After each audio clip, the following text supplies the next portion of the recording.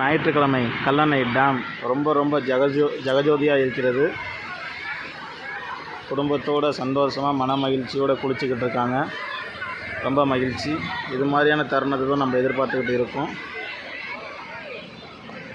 வரலாற்றை படிக்காத நபர் வரலாற்றை உருவாக்க முடியாது, படைக்க முடியாது. என்ன காரணம் அப்படின்னா, இதை ஏன்டா சொல்கிறேன் அப்படின்னா, 2000 வருடத்திற்கு முன்பு தண்ணியோட வரத்து அதிகமாக இருந்தது. மக்களுடைய பயன்பாட்டிற்கும் விவசாயத்திற்கு பயன்படுத்துவது எப்படி என்னங்கிறத ஒரு ஃபார்முலாவை பயன்படுத்தின நபர் தான் இன்றைக்கி நம்ம வரலாறு படிக்கிறோம். அவர் தான் கரிகால சோழன், கல்லணை கட்டின அரசர்.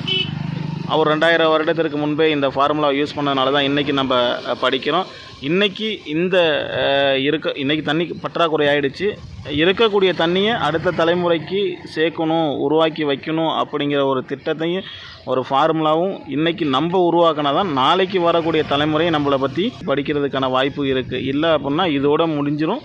இதுக்கப்புறம் அடுத்த தலைமுறைக்கான வாய்ப்பு இல்லைங்கிறதுக்காக தான் வரலாற்றை படிக்காத நபர் வரலாற்றை படைக்க முடியாதுன்னு சொல்கிறது.